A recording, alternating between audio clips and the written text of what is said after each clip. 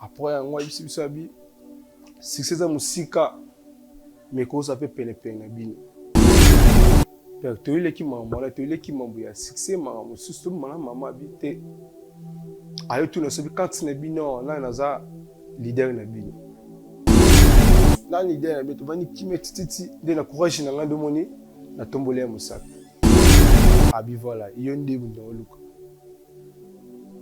succès za maboko na yo bimi kala mama abino yo mo mona na nzembe ndenge bita ça petit besoin na peau petit besoin sala wala solo wana kaka nde e sali e kwanza na ndako de nyoso oyo sala mama abino au sika lokate to ke bito bisi de kalango to ke ngo pe sala rien faut bimala pede zabu sala ki dama nyoso so boyi oyo la Italie. Ils vont aussi détecter aura ni neza na kati ya vie ya mwana. Or ba trouver que mwana azana étoile ya makasi surtout ya leadership. Comme il lokola ye azui tant ya kozwa alliance na les chemins te ba proposer chemin mususu. Po abika lolenge ya vie moko boye oyo eza libanda ya les promesses o nzamba pesa na ba nyonso ba ndimela ye. Lilo banzambe zo peksa clairement que mwana koki ko découvrir bolumbu ya moboti te. Tu ne peux pas coucher avec un homme lolenge ba kushaka na mwasi. Do abaki se lié masumu likolo ya maboke ya masumu. Nini ya? Maman, bonjour. Bonjour. Joël. Nini ule? Mama, aibini. Ukangile ni. Papa, mwana nanga moko na sana. Ayi biso dada. Okanda kuna jomonete. Ah, pardon. Kwa na 3 jours na monyote. Yoza mwana nanga na lemisio. Nakoke komona otongo mona manda okima yo mama. Mama la salie mabe makasi na nzoto na yo. Kasi yo kaye pour comprendre. Ngana pesa ka gis na bima na yo. Na sele kego mama. Ma Joël. Sko ya yo ti mama bino zemi. Joël, nga mama la otenga zemi. Joli vina omo bimbo kubonga te. Te kola. Joël la lakeli yo. Soya ko kata bilamba.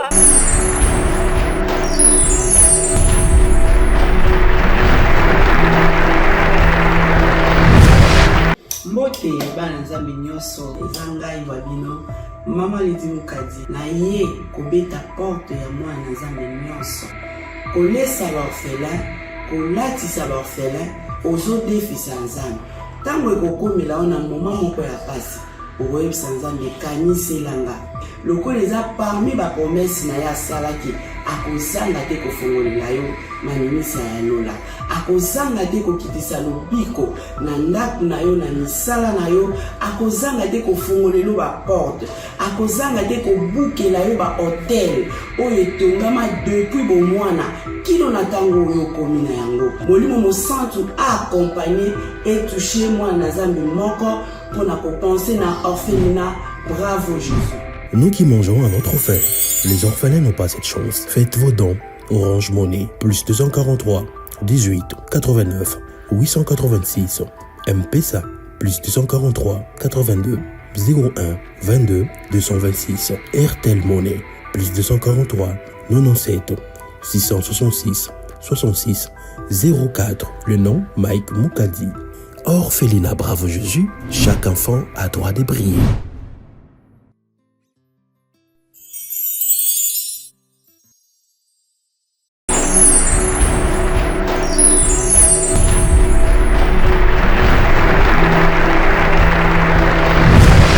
Bonne bana ya France mobimba shalom nouvelle ezali ya malamu na kozala na bino à partir ya le 7 mars ti le 14 mars kati na Paris pona ba délivrance ya moko na moko koleka en privé des fois ezalaka très important ya kosala ba délivrance en privé pona ko permettre biso kokota profondeur ya problème na yo pe source ya problème na yo tokota ki profondeur pona bana autiste babikaki tokota ki mobino pona bato ya sans papier bazui ba papier tokota ki profondeur pona bato maladi babikaki bino moko botala ba témoignage.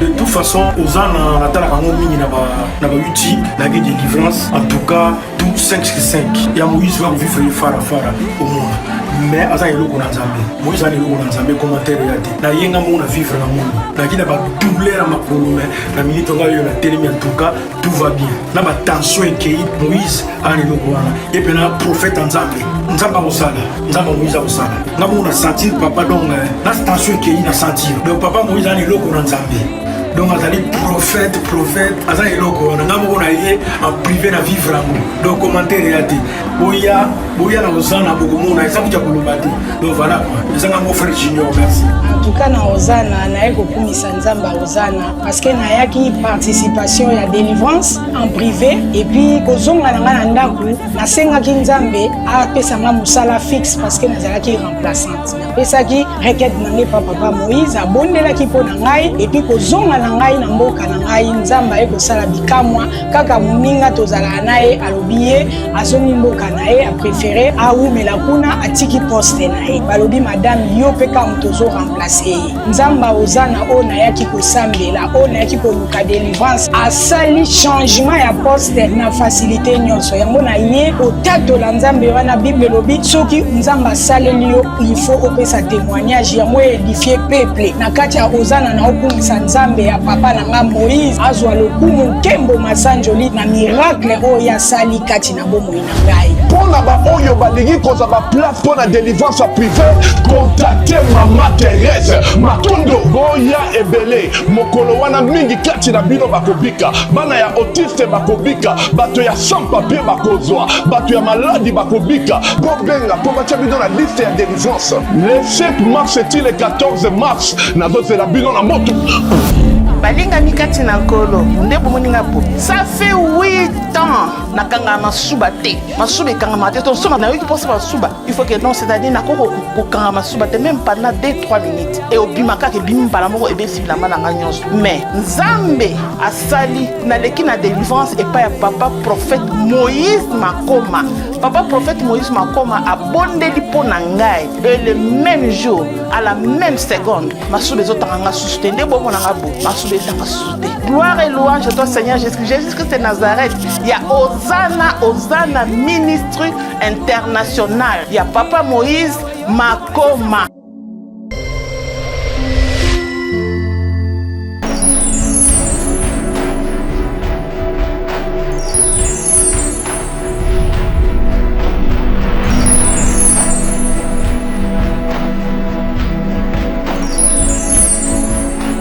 Pendant 7 ans, moi la vie.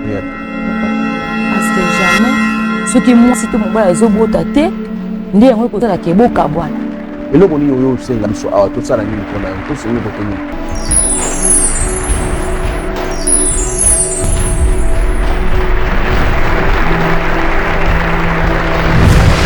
Très heureuse de se retrouver encore une fois. Un grand merci à tous les testataires qui nous suivent à partir des 3W. Là, je vois chez Bissot Télévision, faire plaisir, c'est mon devoir. Mon devoir, c'est de faire plaisir étant donné la présence de cette émission. Bravo Jésus, car cette émission a pour but de réconcilier les hommes avec Jésus-Christ de Nazareth. Vous êtes tellement nombreux à nous suivre un peu partout dans le monde, donc que Dieu vous bénisse vraiment abondamment. Alekana ko pambola bino bisike zwami bino. Merci beaucoup na baneronyo soto yo ba soutenir biso pour que musala oyo ekende vraiment liboso. Nzambe na pambola bino, nzambe ya pambola mutu nyonso to à côté l'émission oyo a vu décision otika mabe. Nzambe na pambola yo. Nzambe na pambola mutu nyonso to ko renoncer na mabe. Nzamba pambola. Et surtout Koyamba Christ comme Seigneur et Sauveur. Que Dieu vous bénisse. Équipe technique Mobimba chez Bissot Télévision. Coup de chapeau à vous. Moussala Kitoko. Que Dieu vous bénisse. Merci. Demandez qu'on nous va soutenir Orphelinat Bravo Jésus. Nzamba Pambola Bino. Centre professionnel Chebiso Ezana Kwenge numéro 2. Kwenge numéro 2. Tous en diagonale na station epito église ya Islam. Oh, ya mosquée, ok, tindaba na bino, inscription à $10. Maintenant, ces alliés, coupe et couture, esthétique et coiffure, maquillage, autobengalelo, make-up, et puis audiovisuel, auto-école, langue. Il y a beaucoup de métiers envoyés des enfants. Bavanananda coûté, mais cette formation, lobby, et comme ça, bango batu, nakati, il y a société. Voilà, merci beaucoup. Je dis shalom, papa Thomas. Comment vous allez? En forme. En forme. Bon, en forme. D'accord, merci beaucoup. Yaya, on appelle sur Mbote. Mbote. Bonjour. Bonjour. Babingo na kombo nani? Joël. Joël? Oui. Joël a ça na vie. Joël est un artiste. On va bien avoir DJ. DJ va y maka. Da DJ. Ba DJ ndeti ba jawa ndeti. Ba DJ ba zebele. Ba DJ ma nix ba maka koyemba yemba ba décalé. Bino oza to ba décalé. Le banze moto yoka oyo. Bon, je me réserve. Voilà. On do salaka. Oui. OK, na présenter yo Musala Nzambe, Papa Thomas. Merci, soyez le bienvenu dans notre plateau chez Bisso Télévision. Merci. Et surtout cette émission Bravo Jésus. Je pense que nous avons ça l'angolou avec la situation Yeli Bisso, c'est le Saint-Esprit, ne ako sungabiso. Wana notre rythme, avato solo là, to senga musala nzamba kamba biso non na prière. Au cause appartant. Pas de problème. D'accord.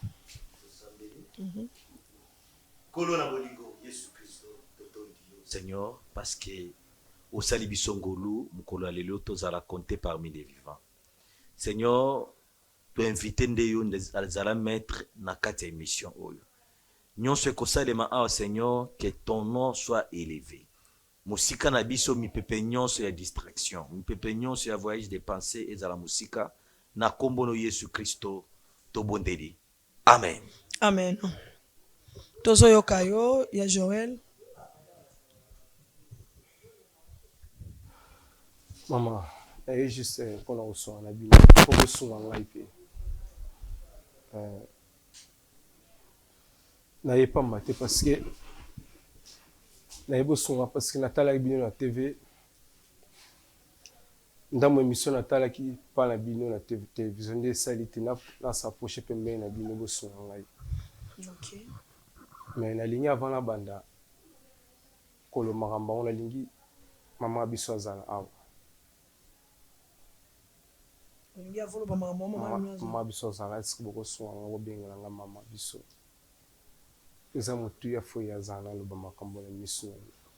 D'accord. C'est pas mal. Mais vous savez, on a eu ça qui est Oazam Salanzambe. Okoki koye biso likambo poto ye bandenge nini na kati ya makambo yango pe ko sala moi intro. Maman. Likambo yango ezani. Ozo bengisa maman. Naza DJ na yemaka ba décalé juste tozala ba massa to je kirinde to yemaka na biso ba décalé to yemaka biso to biso ba chanson belé ba massa j'espère que to biso ba chanson beta ka ngote fike to vana ba massa to juste to nomela pour massa massa mo idée là qui habite massa ko to beta ba décalé bo cyclique na quartier pour tout le moyen et panzana surtout ko ça neni vivant la musique et des sons habitants autre tout ça exact tout ça l'effort et travailler tous ensemble de travailler sur ma case pour y passer moi ça m'habiter on a ça on clé dans membre à cause ça mambo nyonso pour lelo ba kini pays ba biso et mon biso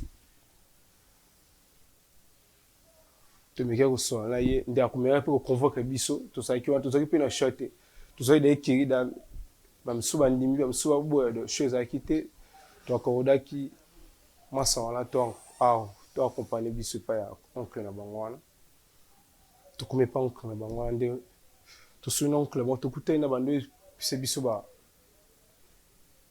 condition ndenge osela makambo bango soki bolingi bokoma na succès faut bozwa poudre apesa so poudre moko ay poudre wana bozobeta na boko 3 fois to si poudre to bitso boko 3 fois après yango biso abi succès za musika mekoza pe pene na bino bi papa to na ngoposa oto eli posa yango wana bibo ko bona ngo presi boza vraiment la posa nango moko na bino fa bi mana mama na ye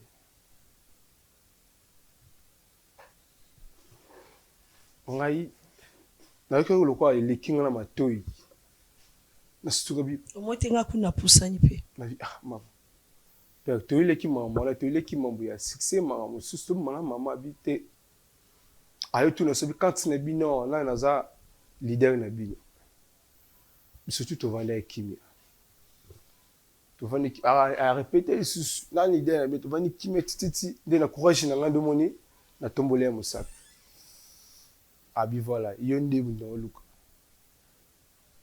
si c'est ça maboko na yesu yo bimi kala mama abino yo mo mona na nzima ndenge beta na ekomia kutumika ko yebisa na bite papa le mama mususu tukoko sala ya mama mama tukubana ngondenge ni to sala ngondenge nini o yondi manon liboso nyoso etikali ngala ndenge to sala ya zaki na short na ke ondima tuzana ba masa biso ngala ko ndima papa na lebi yo nde bokina na boke tout tina nda mutata la simate so poko ekoki lala osoka na kati sa butu osala petit besoin na na po petit besoin osala wana solo wana kaka nde esani epanza na ndako de nyonso oyo osala mama bino ausika oyoka te tina kende pe na sali makambo wana nyonso donc na minute tina na sima mona butu nga moko na comprendre na osala on commande donc ezeki na force na ngai yo to ndenge ni no yeba te mama tina sali makambo na sutu kibi na tongo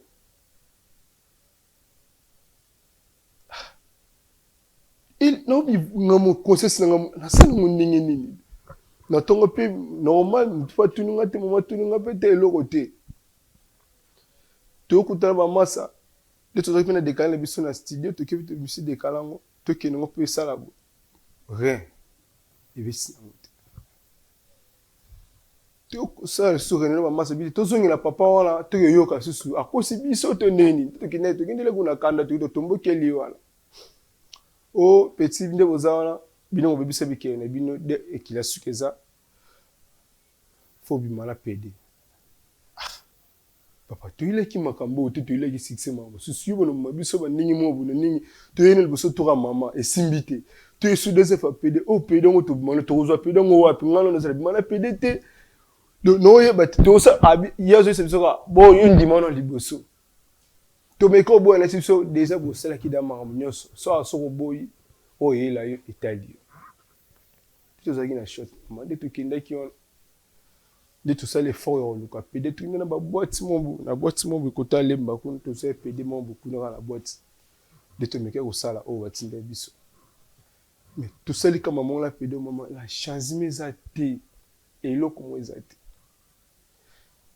ndo moni na fani na bani non kokate toujours quand même mutako sunga ya pele nga pesa nga da ko sinzo mo même ba mo so zaki na bango do mutina to komi par pimbo dakine nzana ye yo na vanda kibo na foni na ndako na dota la télé na bino ndi bodo sabe biso na bite même ko usala no sina na bino to so na bino suki ko so ngai boli pe na ngata solution na me ko so la mama na bisa mama pe bu mangala basala nzambe nemi ke bat no betela babo mo lo ya ndoto mais eza mambo ekomeli biso na bite so boko so ngai aussi ici je pense que biso tosunga yo parce que moto apesa solution na makambo nyonso eza nzambe, mais à travers ses serviteurs évidemment. À part ça, yango kando obikaki je mene na yebelo moko obi bokende oluka pede moko te boîte moko boye na nini oyo na lemba tu as dit yo moko to mena pede yango to bozali na bakamaradi na yo mpe bobimai na pede. C'était comment bosali nini nango bosala ezali yo kaka to baningano mpe balekaki amasanga nde bazwaki eta bazwi ye akozela ngai nazali gara makambo yango nde baakorde ngai nasala. Yo lokola azali président. Ok. naza kosa mama namona mama depuis nasala makambo wana nakutana na mama esu te. Ok. nakoma ekare na mama parce que nakoma oyoka mama soni nayebi te mpo nde mpe nde naomonela mama boye akozala na zemi mpo baacte ngai na pose pa mama nayeba te kobango ndenge nini nakosalango pa mama te déjà nasali yango nayebi te mama. Donc olingo apprendre biso ki mama bino aza azimi. Je ne sais pas nayebi te mais ce qu'on on a yebi soki moto apose acte ya bongo plusieurs fois cause nango ezala nini. Par exemple le souma par exemple tout ça aza azemi naoloba nini explication ezala nini. Ozo supposer oui ki akoza na zemi ekozala bongo mama ekozala bongo oyebi te mpo mona ekala elo na émission na ndako soni ngai moko nazokoka te nosanti pene ke ngai te lefona koma distance na mama mama ndazala okotale na elongi te nazokoka otale te azoluka ngai puisque nga mama botangaka nga moko akoka kotiki nga nazala mosika neti na miso senga barapport azoluka mwana koko omoni ete nomoni nde nini dozokima mama abino pour ça sa mama nakoka ngo te nakomoka soni ngai moko.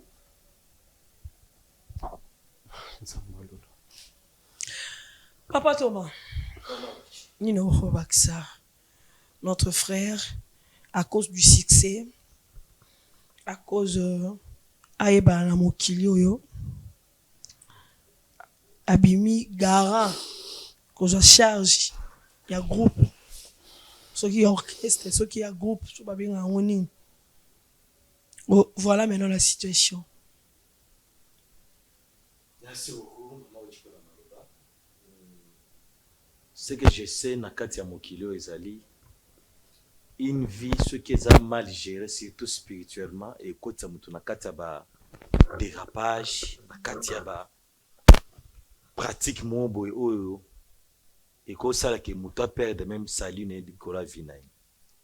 Naloba nini par là koyoka ndeko na biso pe je comprends facilement que kokola na ye base penza comme du point de vue spirituel ezalaki penza bien cadré te parce que ndenge proverbe azoloba ke tokolisa bana selon le Seigneur loyeba ke mwana so azokola na misisa ya bonzambe il y a deux fois makambo oyo mwana komanda kotambola selon les lignées oyo ndenge nzambe a tracé.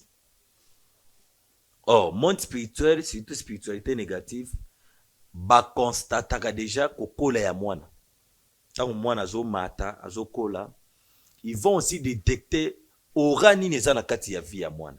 Or batrouve ke mwana aza na étoile ya makasi surtout ya leadership mais vu ke lokola mwana kokola na ye ana confiance de soi te doazo ndima te ke aza pe capable ya kosala ba merveille par rapport ya ba talent to ba potentiel on nzamba pesi ye nde c'est par là ndenge moni Jean Yesu aolo bien que il est le chemin comme il lokola ye azui temps ya kozwa alliance na le chemin te ba proposer chemin mususu po abika lolenge ya vie moko boye oyo eza libanda ya les promesses o nzamba pesa na ba nyonso ba ndimela ye tala ndi ya poser siko ka o ezo sala ke mutu a hérité les promesses ya nzambe te liloba nzambe ezo pekisa clairement ke mwana bakoki ko découvrir bolumbu ya moboti te wana liloba nzambe ezoboya yango mais tala par rapport ya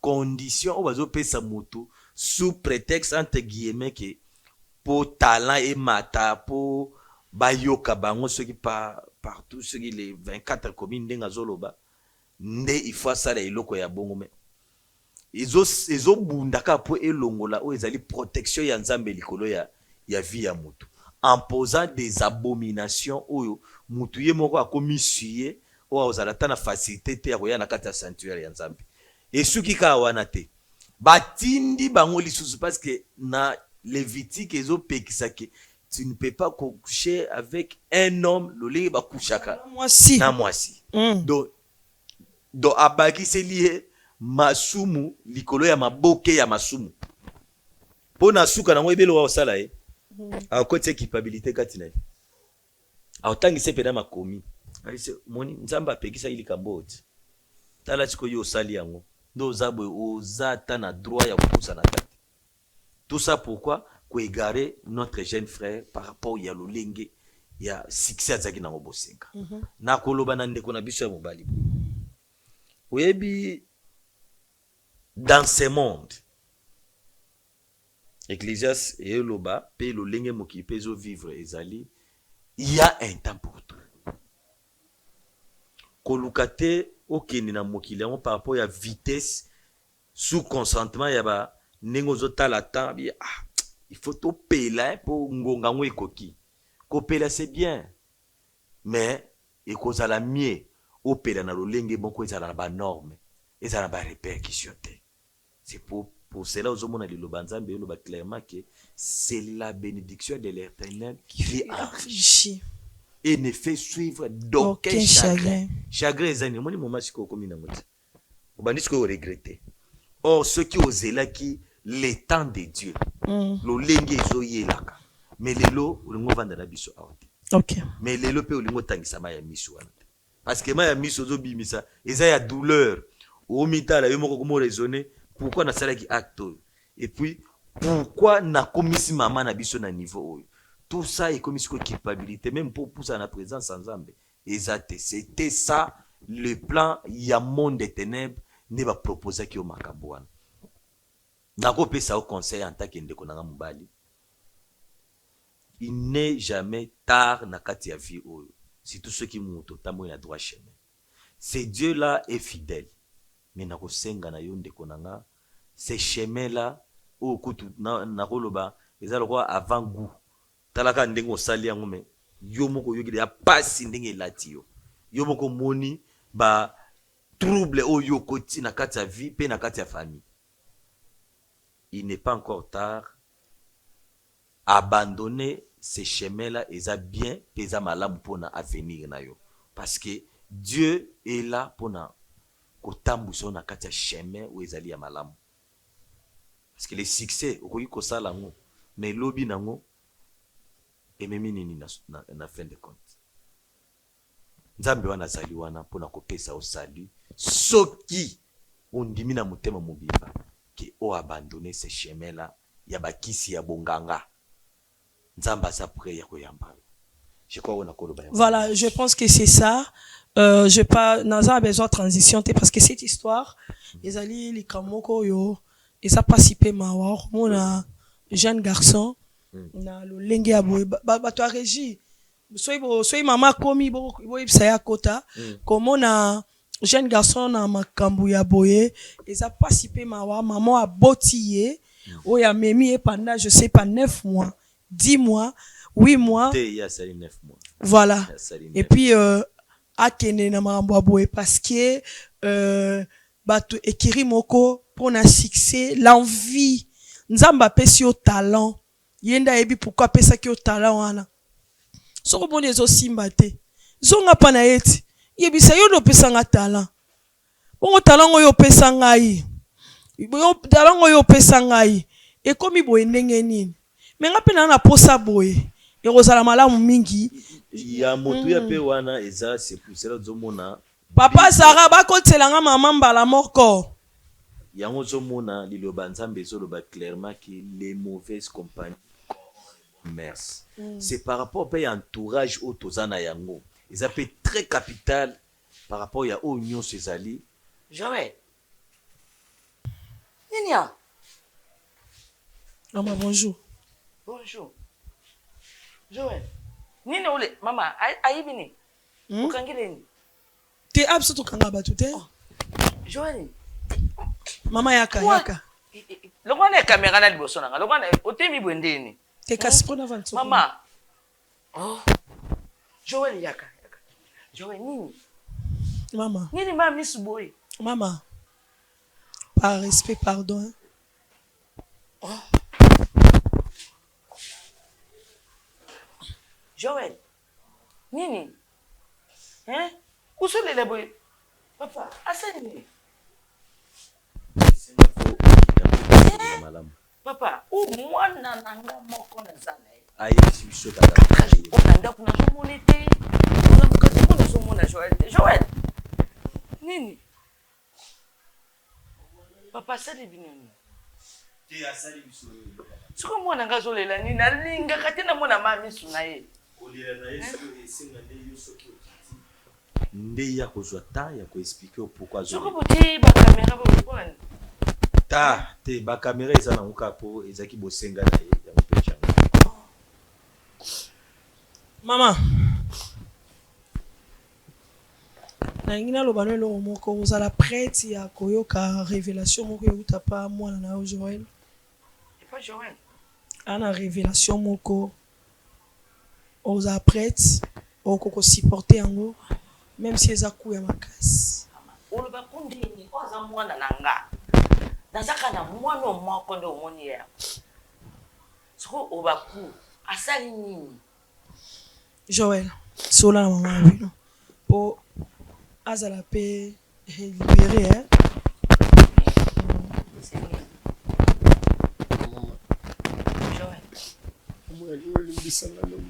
Joël, vanda na kiti. Te tika fuka. C'est très important. Nani kudimbisa ngalo mama. Mama na sali mabe mingi. Joël salanga mabete? Joël. Mabe ni osenga na salanga na ndako. Ah, pardon, kwa na 3 jours na moniote.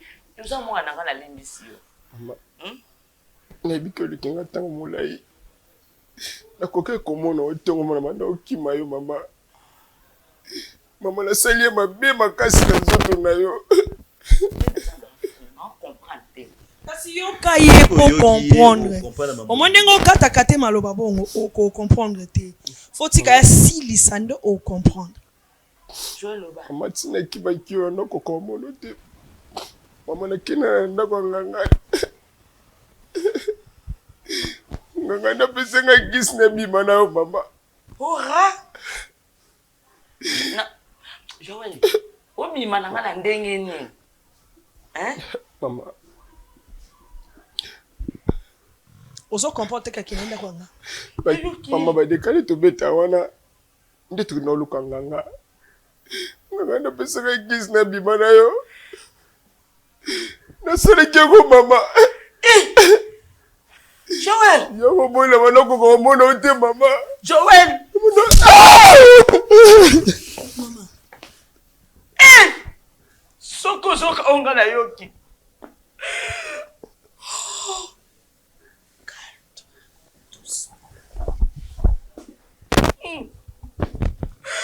Joël saka mwana ngamoko Joël. Joël ta musika le bumashina utina semina yo. Na kokaipe kolongola ngo Joël. Joël tata na boko longa moko. Na tangiso ba classe. Joël ngai. Oh la na butu la mukala tongo. Usomona ba mai na nzoto na yo. Ndela sawa. Obango na regete. Hôpital na nasi. Na so ibata na zaka na mobali te. E utelinga wapi? Na komi mama Maria. Joël. Joël maminga mama na pona nini Joël? Pardon mama. Joël. Nisi ko kena uzopo. Ngala komi mwasi na. Na iba kyango te. Na iba kuti ko. Ngala komi mwasi Joël. Pense kuti ko sala mama. Joël ngala komi mwasi na yo. Mama na kasi. Ba kasi. Ah, ne touche pas. Maman. Maman. Papa, mwana na ngai. Oko kita. Asa mwana na ngai, kana bote na libumu oyo. Siko, zemi ongala azala ngo. Eza ya nani? Eza ya Joël? Mama. Joël atenga zemi. Mama. Papa, nakitika. Solo ala Joël. Mama, Joël abomi. Tant bapesaki ye kisi po abima na yo abandeki kosala nini okaka na po comme ça solo wana kisi wana nde bandeki kokotisa envoûtement touche na yo ozoyeba te po envoûtaki ndako mobimba. Il y avait les esprits qui vous contrôlaient en fait. Joël nde abandeki obima na yo dekale yango mpe esimba te ekosimba te. Sko ya yo tina mabino zemi. Joël, nga mama na otenga zemi. Joli vina omo bimbo kubonga te. Te kolakila mwana te. Joël la lakeli yo. Mama. Soya ko kata bilamba. Mama. Joël. Vina yo mo bimba. Joël nga mama na yo. Tika papa. Tika papa. Oh no. Nasela wala volonté na ngate mama la volonté na ngate. Mitsela volonté na ngate to washine ko senga mama ngashi. Mwana na ngai. Mwana ngatenga zemi. Mwana zali bumu Joël ko bengo nani? Ko nani? Mama ko senga mama. Elezati. Mama ko senga. Mama likamambeli boy po nini o? Mama ko senga ko sunga. Ko sunga. Joël. Naso bima na okende. Na modi vina yo mobimba. Te mama na wali vina yo mobimba. Jamani ngala za mama yo. Mama. Pardon. Oboyi pe na simba yo. Mais tikaka na simbo kaka. Limbisa ngai. Tikaka na simba yo. Mutu moko ta olinga makambo boye na vie. Asati. Mutu moko ta okoko supporter makambo boye. Yango moni na bisa ki eza likambo somo. Ya likambo choc. Makamba boye soki bandeko nanga bayoti ozala ndenge nini yolo bina limbisa yaza mwana atie mama na ezemi mwana kilongwa mama le bilamba siko zemi ongala sana ngo noloba ya nani Seigneur Jésus makolo bazela Joël ngala mama le Joël kala kilo lukanga ngani Joël na bokolo na matembele Joël Mama ibagiti mama la kwalitika ngombe ko koma bongo na pase kuti mama la ko sawa kuti mama galaki Maman. Non Maman Maman Seigneur Jésus Bon comprendre yaka mama yaka mama fanda boswana papa Thomas ngana landa mama abino po sinote arosa pe crise papa Thomas bosola non na Landa no so mama. Landa no mama. OK parce que maman abiso yo créer problème pas Ndeko Joël. Yaya. Ndeko Joël. Moni makambo wana wando yebisa yo. Na vie en tant qu'elenge. Okoki ko s'attacher na mipepe moko boyete po esunga yo mata okende liboso. Eza na mulili moko te etikala kopesa mutu réussite na kati ya vie. Moneti maloba mama bimisi awa. Ekobota pe mbuma nango lobi soki tolongo dia mutu. Tokozata ya kosola na mama. Yo pe antake elenge sala pe effort zonga na nzela ya malamu, nzela nzambe. Ekozala lipambo lipo na yo. Ekozala pe motuya pona avenir pe ya bana bakoya na sima na yo. Merci beaucoup pona bandeko balandi biso.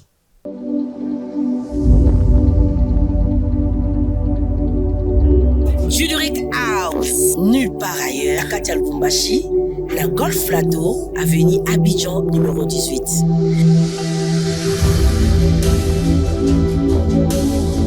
Waouh! Dans la piste de monsieur Amouneni, dans la trône ya ba marié, à table ya boui. Dans la ma verre na biso. verre à champagne ezali, verre ya vin ezali, verre ya mai ezali. Et pas na biso, bapesa un champagne na verre à mai parce qu'on a tout.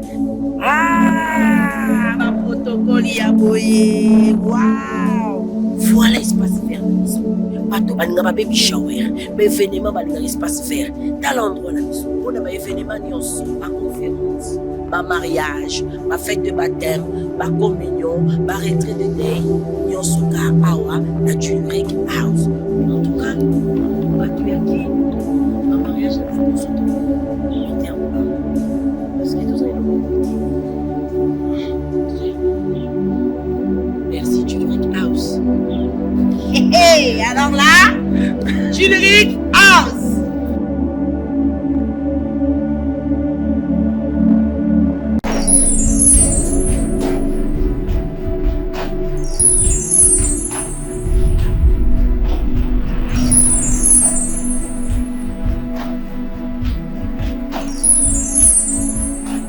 Pendant 7 ans, moi la vie. Parce que jamais, ce qui moi, si tout le monde a zobota te, ndi yango kota la keboka bwana. Et là, on y a eu aussi la mission à tout ça la nuit pour la tout c'est le retenu.